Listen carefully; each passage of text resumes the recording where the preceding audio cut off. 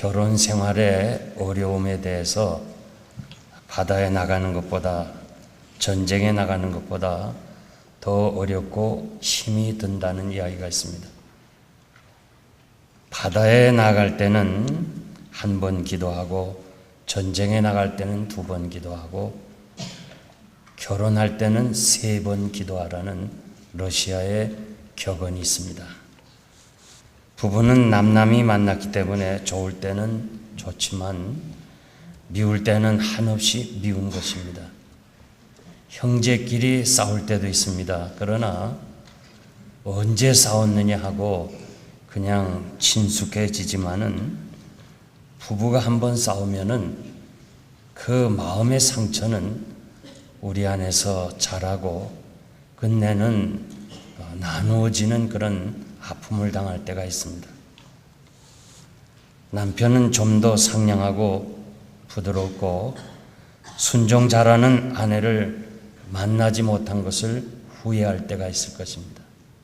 또 아내도 좀 더 책임감이 강하고 활동적이고 자상한 남자를 만나지 못한 것을 후회할 때도 있을 것입니다. 그러나 중요한 것은 하나님께서 짝지어 주셨다는 것을 항상 잊어서는 안 될 줄 믿습니다.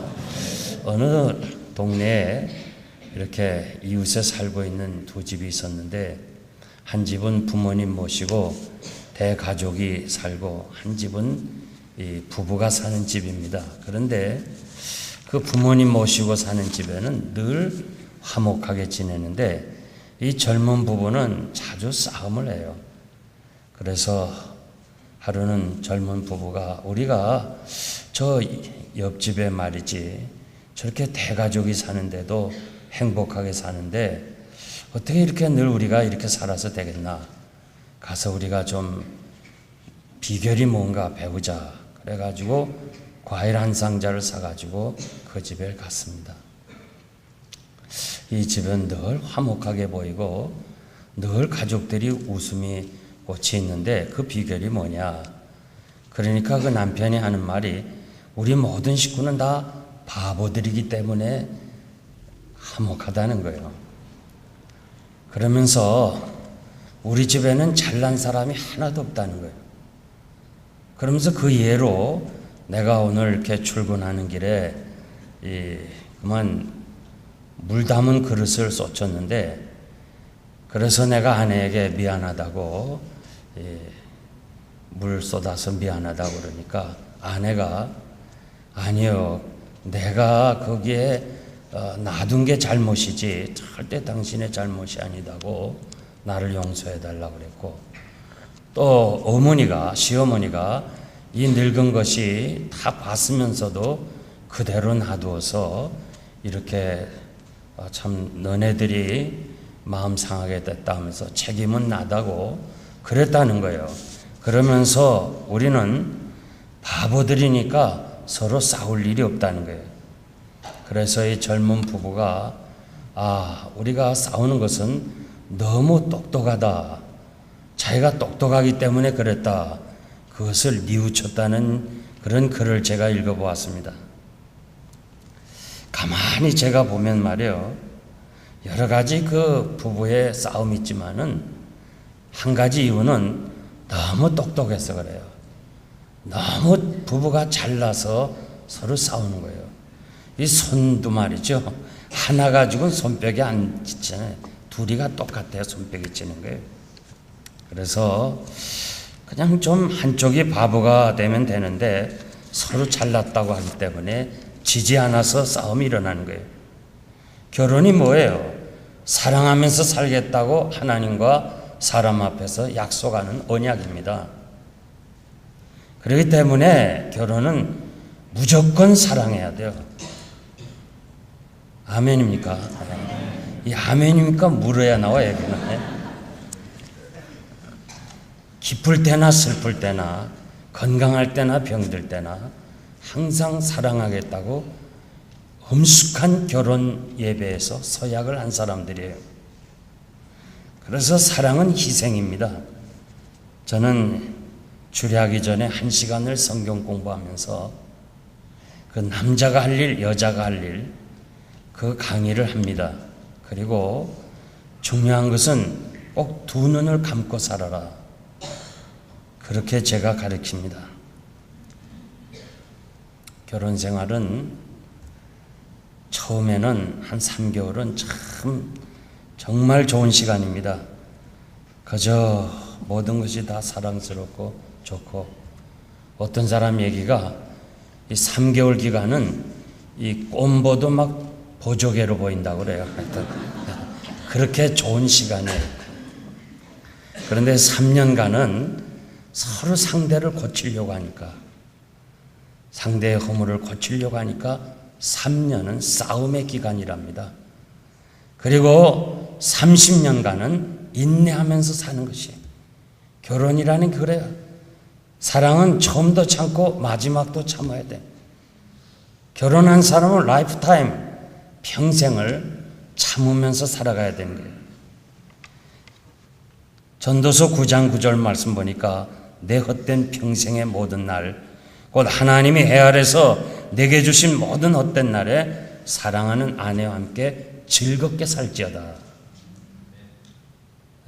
아멘 하는 사람만 복 받으세요. 이 헛된 날에 모든 것이 다 헛된데 하나님께서 작지으신 부부와 함께 행복하게 살아가라고 말씀하는 거예요.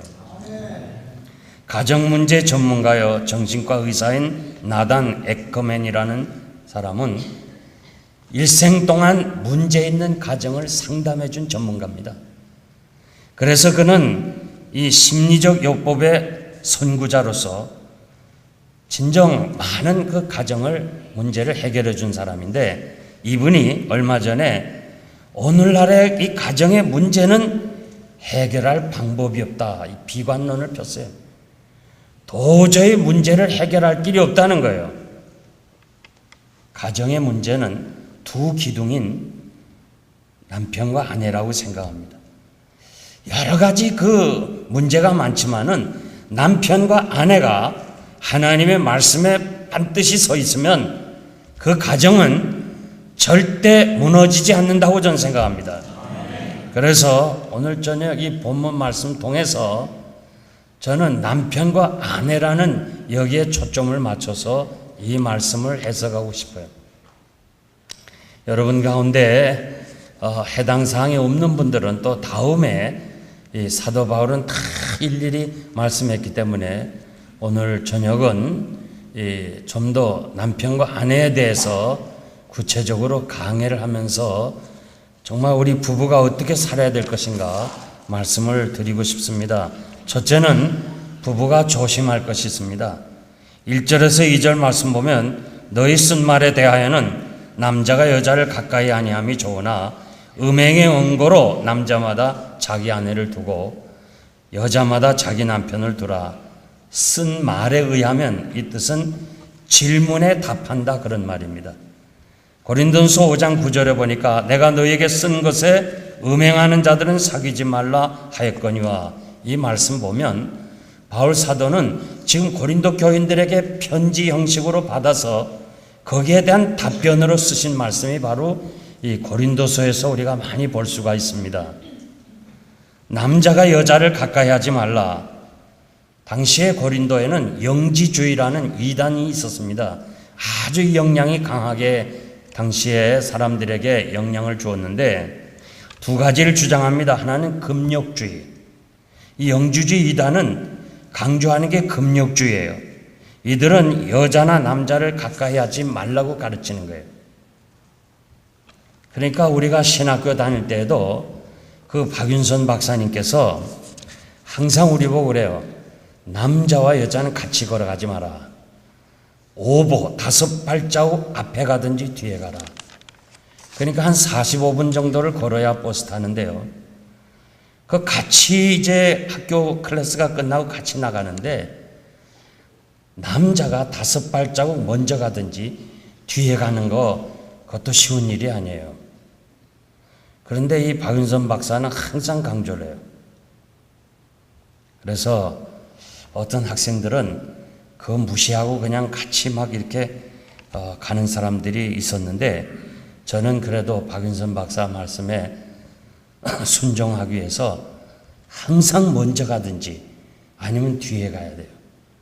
그래서 지금은 다 사모가 됐지만은 그때 그 여대생들이 저를 보고 말이지, 이용걸 전도사는 바울처럼 독신주의자다, 그렇게 생각해서 데이트 신청을 안 했다는 거예요.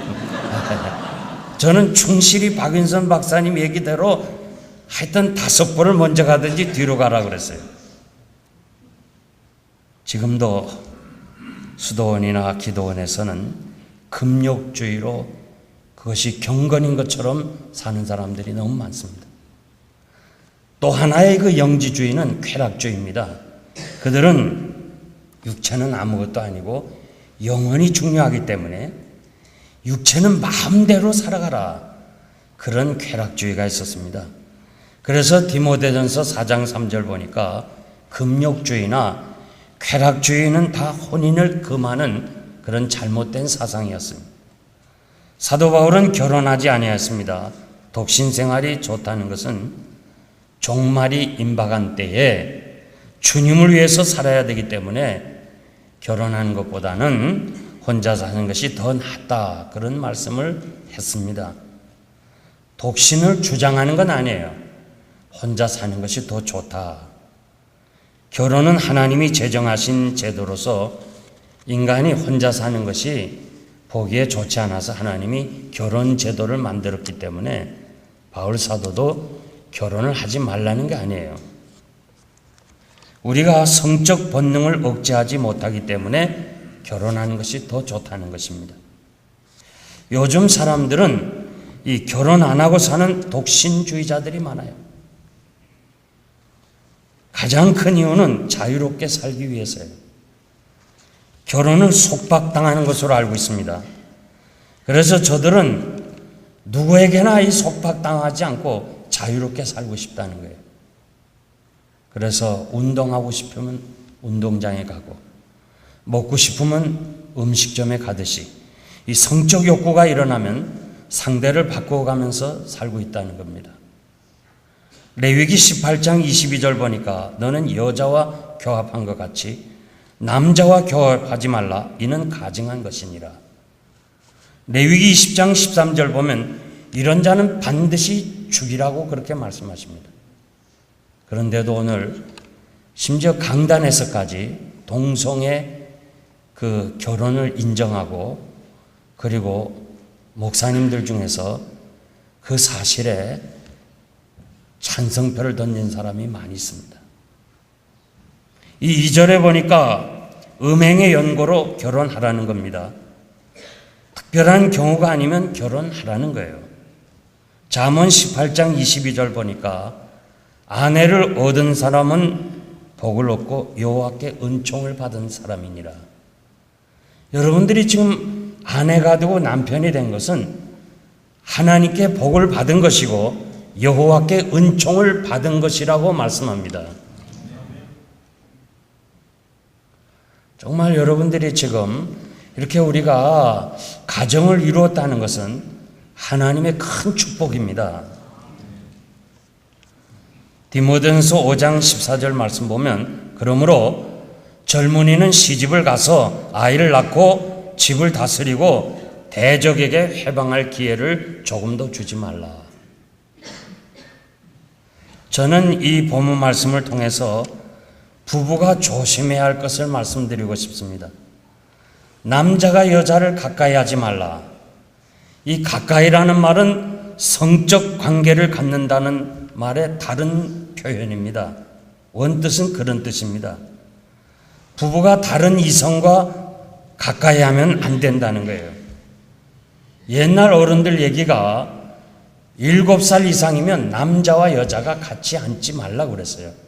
왜 그래요? 조심하라는 거예요. 요즘 한국에서 부부가 제일 많이 다투는 이유는 인터넷을 통해서 친구를 사귀는 거예요. 아마 여러분들에게도 이메일을 통해서 친구 삼자고 하는 메일이 계속 올 겁니다. 우리 예수 믿는 사람은 주님이 친구고 같은 교회 안에 성도들이 친구지 예수 믿지 않는 사람 친구 돼서는 안 돼요. 그래서 혹시 여러분들 가운데 무슨 뭐 페이스북이라든지 어디 이러면서 거기에 친구 사귀겠다는 사람 오늘 다 지워버려요. 친구 필요 없어요. 우리 모두는 다 그리스도 안에서 한 형제요 친구인 줄 믿습니다. 부부 외에 다른 이성과 친구라면 그건 잘못된 거예요. 미국이나 유럽이나 아프리카에 가보면 남자와 여자가 너무 가깝습니다. 인사 방식이 이 허그하는 거예요. 포용하는 거예요. 그리고 어떤 사람들은 이 뺨에다가 입을 대고 뺨을 비벼대는 거예요. 이것이 문화인데 어떻게 금하겠냐? 그러나 성경에 보니까 가까이 하지 말라. 조심하라는 거예요. 사람은 육체가 있고요. 육체 속에는 악한 정욕의 본성이 있는 거예요. 우리가 얼마나 약한 존재인가를 여러분들이 알아야 돼요. 우리는 하나님이 붙잡아 주지 아니하시면은 항상 넘어질 수 있는 그런 악한 요소가 우리 안에 있다는 거예요. 그렇기 때문에 우리는 이성과 접촉하는 건 위험한 거예요. 그래서 우리가 주 안에서 말이죠. 한 형제가 되고 다 그렇지만은 교회 안에서 남녀가 허가하는 것은 그렇게 좋은 게 아닙니다. 아무도 아멘이 없군요. 주님이 니고데모는 밤중에 만났지만은 사마리아 여자는 대낮에 그것도 우물가에서 만났던 것을 기억할 필요가 있어요. 두 번째 부부의 의무에 대해서 얘기하는데 3절에서 5절 말씀 보니까 남편은 그 아내에 대한 의무를 다하고 아내도 그 남편에게 그렇게 할지니라. 아내가 자기 몸을 주장하지 못하고 오직 그 남편이 하며 이와 같이 자기 몸을 주장하지 못하고 그 아내가 하느니라. 서로 분방하지 말라. 기도할 틈을 얻기 위하여 합의상 얼마 동안은 하되 다시 합하라. 이는 너희의 절제 못함을 인하여 사단으로 너희로 시험하지 못하게 함이니라.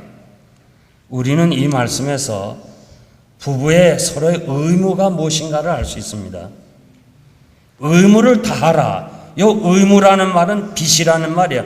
채무라는 뜻입니다. 본절에서는 성생활이라고 우리가 해석을 해야 됩니다. 다하라는 말은 명령이야, 명령. 권고가 아닙니다. 강제적인 명령하라는 거예요. 당시의 고린도 교인들은 올바른 부부의 의무를 이행하지 않고 서로의 무관심이에요. 비도덕적인 음행을 자행함으로써 결혼의 이 고귀한 가치성을 잃어버리고 있는 상태에 있을 때 사도 바울은 이 사실을 지적하고 있는 거예요. 마치 사람이 빚을 졌으면 그 빚을 성실하게 감당해야 되는 것처럼 부부들은 서로의 요구에 성실하게 응하라는 것입니다. 의무와 책임을 강조하기 위해서 아내나 남편이 자기 몸을 주장하지 못한다고 그랬습니다. 요즘 이혼하면서 가장 큰 이유 중에 하나가 성격 차이라고 그래요. 그런데 저는 성격 차이가 아니고 그건 좋게 얘기하기 위해서 그렇지 사실은 성격 차이가 아니라 성적 차이라고 해석하고 싶어요. 다른 것은 부족해도 성적으로 서로 만족하면 문제가 없습니다. 그런데 다른 것은 다 있어도 성적 만족이 없으면 부부 생활에 문제가 있는 거예요. 한쪽이 다른 한쪽을 의무로 다하지 않으므로 이 절제치 못해서 부도덕한 것에 빠지게 된다는 거예요. 5절에 보니까 분방하지 말라. 당시에 금욕주의자들이 있었습니다. 이 영향을 받아서 이 부부간에 성관계를 부정한 것으로 여겨서 부부의 의무를 다하지 아니한 것이 마치 경건한 생활로 그렇게 오해를 하고 있었습니다. 결혼은 했지만은 혼자 사는 것을 경건으로 그렇게 생각하는 사람들이 많았어요. 제가 학생 시절에 그 교인들이 말이에요. 어떻게 생각하는가 하니 목사님들이 말이죠.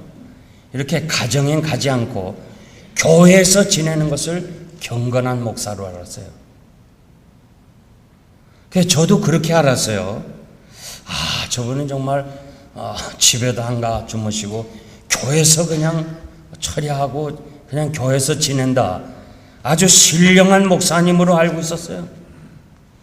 지금도 그렇게 하는 사람이 많아요.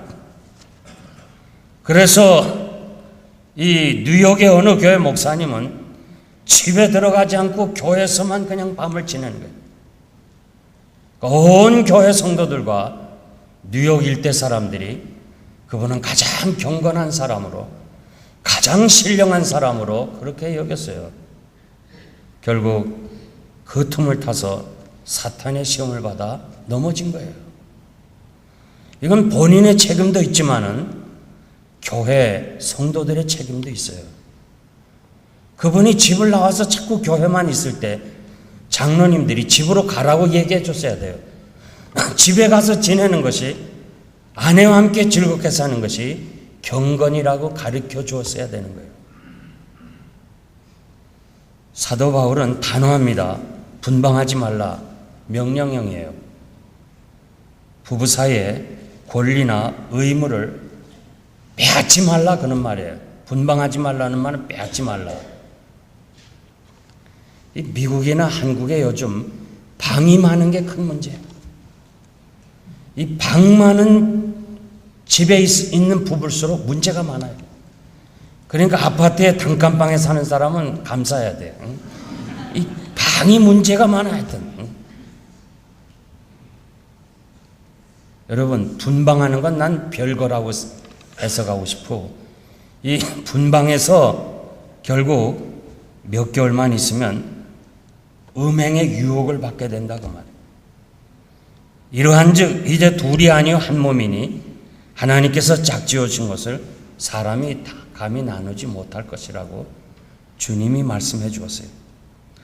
베드로전서 3장 7절 보니까 남편 된 자들아 이와 같이 지식을 따라 너희 아내와 동거하고, 또 저는 더 연약한 그릇이요 생명의 은혜를 유업으로 함께 받을 자라 알아 귀하게 여기라. 이는 너희 기도가 막히지 않게 하려 함이니라. 대단히 중요합니다. 아내와 함께 동거하라는 거예요. 부부는 한 몸이라고 그랬어요. 결코 나누어 분방하면 안 됩니다. 아멘입니까? 아무리 어렵고 좀 서로 불편하다 할지라도 분방하면 안 돼요. 한 방에 있어야 돼요. 아마 여러분 가운데 어쩌면 분방하고 있는 사람이 있을 거예요. 한번 제가 쭉 한번 볼까요, 지금? 네? 분방하면 안 돼요. 빨리 한 방으로 오늘 저녁 가시기 바랍니다. 부부는 하나입니다. 신앙도 하나지만은 무엇보다도 글자 그대로 몸도 하나라고 그랬어요. 떨어져 살면 사탄에게 틈을 주는 것이라고 그랬어요. 기도하는 것을 제어하고 분방하지 말라고 그랬어요. 딱 부부가 나누어질 수 있는 조건을 하나 줬는데 기도하는 거, 그것도 합의하에 하라. 내가 지금 기도할 텐데 기도해도 되겠습니까? 할 때 남편이 기도하지 마라. 오늘 밤 나와 같이 지내자. 그럴 때 속으로 말해. 저 사탄이구나. 그거 아니에요. 그거 아니에요. 합의하에. 이제 새해 우리 금식 기도 가려고 그러는데 금식기도 갈 때 말이야, 부부 중에 한 사람 가지 마라 그러면 안 가는 게 좋아요. 왜? 성경에 보니까 기도가 막힌다고 그랬어. 부부가 서로 싸우고 그리고 기도하면 그 기도가 막힌다고 그랬어요. 그러니까 특별히 대표적으로 기도하시는 장로님들은 조심해야 돼요. 정말 기도 당번이 오면 한 주간 동안 조심해야 돼. 다투거나 그러면 대표해서 기도하는데 기도가 막힌다고 그랬어요. 하나님이 내 기도를 듣지 아니하겠다고 그랬습니다. 우리가 부부의 의무를 다할 때 그것이 바로 하나님이 만드신 행복의 비결인 것을 여러분들이 아시기를 바랍니다. 마지막 세 번째, 부부가 서로 인정해야 합니다. 6절 보니까 그러나 내가 이 말함은 권도요 명령은 아니라, 여기 권도라는 말이 또 한 번 나와요. 신약성이 한 번 나오는데 용서, 양보라는 뜻이에요. 공동 번역에는 충고라고 번역했어요. 현대인의 성경 보니까 권면이라고 번역했어요. NIV 성경 보니까 concession, 이 양보, 용인 그런 뜻이에요. 그러면 이 6절 말씀이 뭐냐? 두 가지로 해석하는데 부부 생활에 대한 모든 말씀이라고 해석할 수 있어요. 1절에서부터 5절까지. 또 다른 하나는 7절 말씀을 해석할 수 있는 거예요. 7절에 나오는 독신이냐 결혼이냐 하는 문제로 해석할 수 있는 거예요. 저는 두 번째 해석을 택하고 싶어요. 성경에서 제시하는 결혼 문제는 이 권고에 해당되는 것이 아니고 하나님의 명령으로 해석해야 돼요. 7절에 보니까 나는 모든 사람이 나와 같이 되기를 원한다고 그랬어요. 그러나 각각 하나님께 받은 자기 은사가 있으니 하나는 이러하고 하나는 저러하니라. 사도 바울은 지금 모든 사람이 다 나와 같이 독신자가 되기를 원한다고 그랬어요. 그런데 이 말은 권도라고 그랬어요. 내 충고지 명령이 아니라고 그랬어요. 만약에 바울처럼 독신자가 되는 것이 하나님의 명령이라면 신부는 옳고 개신교 목사는 잘못된 거죠. 그런데 여기서 충고라 그런 말로 했어요.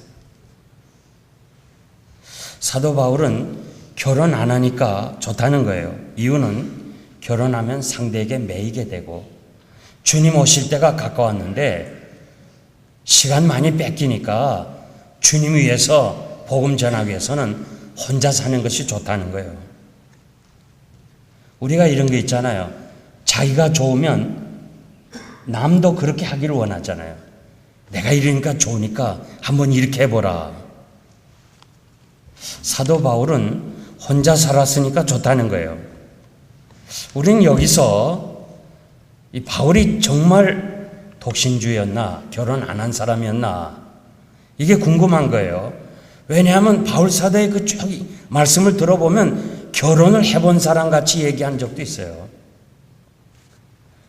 어떤 신학자는 사도 바울이 결혼했다는 거예요.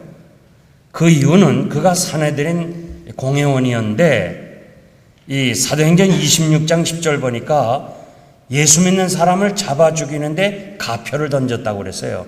투표를 했다는 거예요. 그 당시 공회원은 싱글은 안 된다는 거예요. 결혼한 사람만이 자격이 있다는 거예요. 공회원 자격이. 그러므로 바울 사도가 결혼을 했다는 거예요. 그러면서 결국 이 주장으로 우리가 해석한다면 사도 바울이 결혼했다가 아내가 사별했을 수도 있는 거예요. 아내가 사별한 목사님 중에 혼자 사시는 분들이 여러 분 계십니다. 그분들이 다 얘기가 바울 사도 얘기하고 같은 얘기래요. 제가 어린 시절에 당회장으로 계셨던 윤두한 목사님, 그분은 이북에 아내를 두고 피난 온 사람이에요. 그래서 이렇게 이북하고 오랜 세월이 지나니까 주변에서 이 재혼을 하라는 얘기를 가끔 했어요. 제가 청년 때도 그런 문제가 있을 때마다 윤 목사님은 바울 사도의 얘기를 가끔 했어요. 혹은 우리가 사도 바울이 개종하자 그의 아내가 그를 버리고 떠나지 않았는가? 왜냐하면 바울은 이혼에 대해서 딱 하나 얘기했는데 혹 믿지 않은 자가 갈리거든 갈리게 하라. 그러니까 아내나 남편이 예수 믿는 걸 방해하면 그러면 그거는 갈라지려면 갈라지게 하라고 그랬어요. 그런 것으로 우리가 생각해 볼 수도 있다는 말씀입니다. 하여간 사도 바울은 지금 이 말씀하는 이 시간에는 분명히 싱글이고 혼자 살았습니다. 사도 바울은 자기가 이렇게 경험에 의해서 혼자 사는 게 좋다 이거예요. 그러나 이것은 은사라고 그랬어요. 아무나 혼자 사는 게 아니에요. 바울이 혼자 살았으니까 나도 혼자 살겠다 그거 아니에요. 그건 은사라고 그랬어요. 은사. 독신도 은사라는 거예요. 아무나 혼자 사는 게 아니에요. 그러니까 바울이 독신했다고 나도 독신 그게 아닙니다. 우리가 가끔 말해요.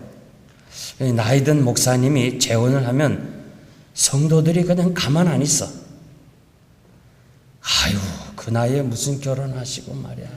사도 바울처럼 그냥 혼자 사시지 얼마나 사시려고 또 재혼하나. 네? 그런 사람 많아요. 사라가 127세에 죽었어요. 아브라함은 137세에 재혼을 했어요. 그것도 한 여자가 아니라 여러 여자를 이때다 싶어가지고 그냥 여러 여자를 같이 살았어요. 아브라함의 은사는 혼자 사는 은사가 아니에요. 바울은 독신하는 은사지만은 아브라함은 그래서 그 나이에 137세에 얼마 더 사시려고 다시 재혼을 해야 돼. 한두 명하고 재혼한 게 아니에요. 그래서 저는 이 말씀을 통해서 우리 부부가 서로가 은사가 다른 것을 인정하자는 거예요. 은사가 다른 거예요. 자기 방식대로 살지 않는다고 아내나 남편을 경멸하고 무시해서는 안 돼요. 서로 상대를 신뢰해야 돼요. 은사가 다른 것을 인정해야 돼요. 남편이나 아내 행동이 합당치 못해도 서로 사랑과 존경으로 표현해야 될 줄 믿습니다. 자기의 은사가 있으니까 하나는 이러하고 하나는 저러하니라. 부부가 다 같질 않아요. 하나는 이러하고 하나는 저러하니라. 아멘입니까? 어떻게 부부가 같을 수가 있어요? 은사를 서로 인정하고 그 은사를 칭찬해 주면 좋겠어요. 상대를 평가하지 말고 함께 그 문제를 개선해 나가도록 노력해야 돼요. 서로 간의 괴로움, 기쁨, 혹은 고독, 이 부끄러움, 무엇이든지 간에 자기가 받은 은사고 자기가 그렇게 할 수밖에 없는 사람이기 때문에 솔직하게 서로 부부끼리 이야기하고 그것을 서로 인정해주고 감싸주는 그 노력이 우리에게 필요한 것입니다. 무엇이든지 간에 솔직하게 표현하고 받아주는 부부가 되어야 됩니다. 부부 여러분, 은사가 다르다는 것을 기억해야 돼요. 나의 표준으로 받아들이지 말고 당신의 표준, 당신의 은사가 있다는 것을 기억할 때 우리 부부는 문제를 해결하고 함께 아름다운 가정을 이루어갈 줄 믿습니다. 이제 제가 결론적으로 말씀드리려는데요. 오래전에 신학교 다닐 때 본 사건이지만 너무너무 참 감동적인 이야기인데 라이프 잡지라고 있었어요. 요즘 나온지 잘 모르겠지만 아주 큰 잡지예요. 라이프 잡지. 그건 주로 사진 기사가 많아요. 글보다도 사진들이 많은데 그 기자 중에 한 사람이 영국의 어느 이 지하철 식당에 가서 이렇게 밥을 먹으러 들어갔다가 노 부부가 이렇게 손목을 잡고 식당 아침 식사하러 들어오는 걸 봤어요. 그런데 두 부부가 얼른 봐서도 허름한 옷을 입은 가난하게 보인 사람이었어요. 남편은 이 쿠키, 과자 하나를 오다 했고 또 여자는 차 한 잔을 주문했어요. 그래서 남자 할아버지는 쿠키를 절반 먹고 여자 할머니는 차를 절반 마시고는 다시 이 차를 남편에게 주고 남편은 절반 먹은 쿠키를 아내에게 주면서 남편의 틀니를 뽑아요. 틀니를 뽑아서 종이로 닦아서 아내에게 주는 거예요. 그럼 아내는 그 틀니를 끼고서 남은 쿠키를 먹었어요. 이런 사진 기사 내용이에요. 그러면서 그 기자는 세계에서 가장 행복한 부부라고 타이틀을 그렇게 적었어요. 제가 신학교 다니면서 너무너무 감동적이었어요. 그래서 나도 이 다음에 결혼하면은 그렇게 해야 되겠다. 근데 아직 틀리가 없어요. 정말 이 사랑이라는 것이 다른 거 아니에요. 외향해서 찾는 거 아니에요. 돈에서 찾는 게 아니에요. 서로를 위해 줄 수 있고 서로의 그 약점을 받아들일 수 있는 것. 이것이 진정한 부부의 사랑이에요. 호반이라는 사람이 통계로 증언했는데 아침에 집을 나서는 남편에게 이 키스해주는 입 맞춰주는 사람은 그렇지 아니하는 사람보다 평균 수명이 5년이 더 길대요. 통계에 의해서. 하여간 저는 가르쳐 주니까 여러분들이 알아서 하세요. 네. 출근하는 남편에게 잘 갔다 오라고 입을 맞추는 그 사람은 5년을 더 산대요. 평균 수명. 그리고 자동차 사고도 현저하게 적고 수입도 남편의 그 장사라든가 뭐든 하는 수입도 25%가 증가했다는 거예요. 예. 아멘 한 사람만 복 받으세요. 내가 젊어서 취한 아내와 즐겁게 살지어다. 잠언 5장 18절 말씀이에요. 여러분들이 젊어서 취한 아내와 평생을 즐겁게 살라는 거예요. 오늘 이 부부가 앉으신 여러분, 정말 부부가 같이 나오신 분, 이 두 부부가 같이 이 말씀을 들었으니까 정말 좋은 부부, 행복한 부부, 아름다운 부부가 돼서 여러분의 가정이 행복하고 은혜스러워야 교회가 은혜스럽고 우리가 사는 사회가 은혜스럽습니다. 그러므로 우리가 지나간다는 어떻게 살았든지 간에 오늘 하나님의 말씀을 듣고 여러분들이 다시 집에 돌아가서 정말 심각하게 부부가 같이 얘기하면서 여러분이 두 기둥과 같이 든든하게 가정을 떠받쳐야 됩니다. 여러분의 그 아름답고 행복한 모습을 통해서 여러분의 자녀들이 결혼을 할 것입니다. 우리 부부가 항상 싸우고 분쟁을 일으키면 우리 자녀들이 그것을 보면서 절대 결혼을 안 할 겁니다. 그리고 부부가 서로 그렇게 화목하게 지내는 걸 보면서 아이들은 자랑스럽고 아주 힘있고 모든 면에서 적극적으로 나서서 모든 일을 할 것입니다. 그러므로 가장 중요한 거 하나님의 말씀대로 부부가 즐겁게 살지어다. 이런 축복이 여러분에 있어지길 바랍니다. 기도하겠습니다.